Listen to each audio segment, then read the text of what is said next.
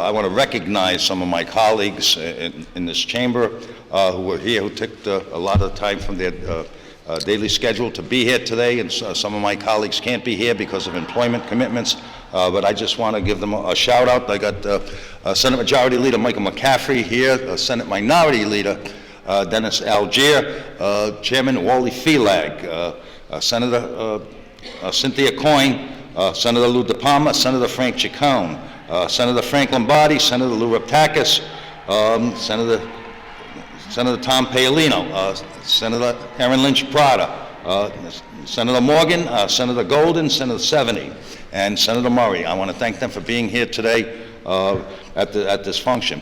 I want to thank Kathleen, and I also want to thank John DiTomaso for what they did this year in the fall season, going around to the different communities throughout the state to tell everyone how concerned they are with the increasing price of pharmaceuticals, not only in this state but in this country.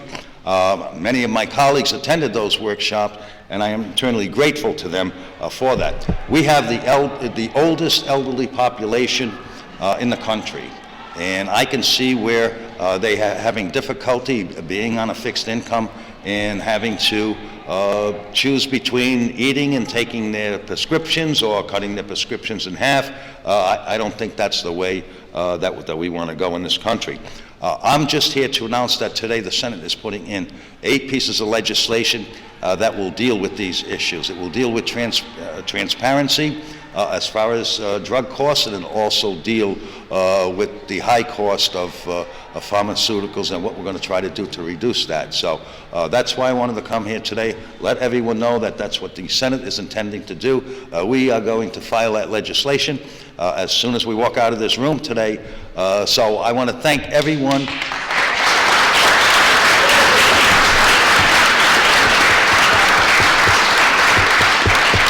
I want to thank all my colleagues for the interest that they have in this particular issue, but I want to thank all of you out there for the fine job that you do.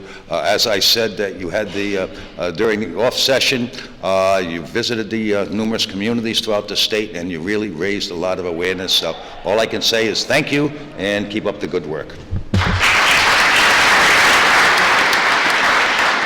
We have an impressive showing. This might sound like the House attendance, but I'll do the best I can. We have Chairman Abney, Chairwoman Ackerman, Chairman Craven, Chairman Corvese, Chairman McNamara, Chairman Serpa, Chairwoman Diaz, Representative Serodio, Representative Norrie, Representative Speakman, Representative Jello, Representative Donovan, Representative Handy, Representative Casimiro, Representative Hawkins, Representative Phillips, Representative Vella Wilkinson, Representative Ruggiero, and Representative Tanzi, and Representative Falella.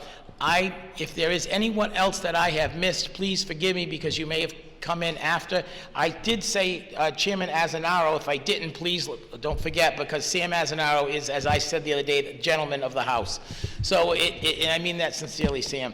I want to thank you, and I want to really thank you all for your advocacy for a great cause.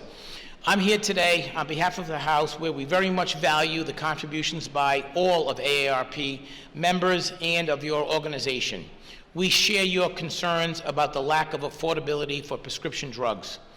This is an issue that affects virtually every single Rhode Islander, particularly older Rhode Islanders, of whom you advocate for, and who matters each and every one to your local legislators. It really does matter that prescription costs, drug costs, are out of control. Some of you may know, I'm a type 2 diabetic, so I have a lot of prescriptions, and I feel the pain. I paid $30 per pill for one of my pills, and that's with the copay. So I know what it costs, and it's ridiculous.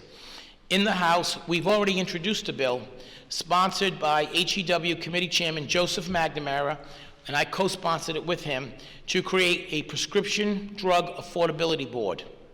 This is tasked with investigating, comprehensively evaluating all drug prices for Rhode Islanders and possible ways we can reduce them to make them more affordable.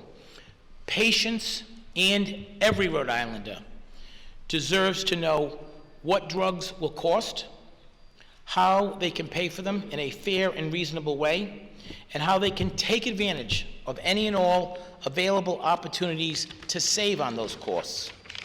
People living on fixed incomes should not have to skimp between doing what is essential, buying your prescription drugs or food or housing.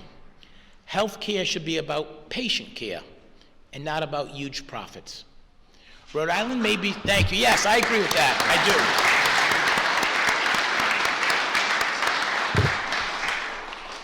do. Rhode Island may be small, but we still have a market that matters. And we can set limits, and we can leverage our power. For example, last week I introduced legislation with my colleagues to cover all of the copay for EpiPens. EpiPen costs have gone through the roof.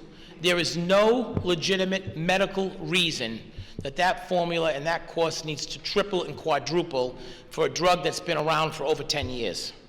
This has to stop. We will be very interesting, along with the Senate, in participating in AARP's package of legislation. Next week, several House members will be introducing at least 5 of your AARP bills and maybe up to 8. I look forward to ensuring that we do our utmost to make the real changes that we can at a state level to bring down prescription costs. I thank you for being here. It is so critically important. Each and every one of you should please go to say hello to your state senator, your state representative. Let them know you're here. Let them know you're a constituent. Let them know you're in the building. Thank you for your advocacy. Please keep up the good work, and we hear what you have to say. Thank you.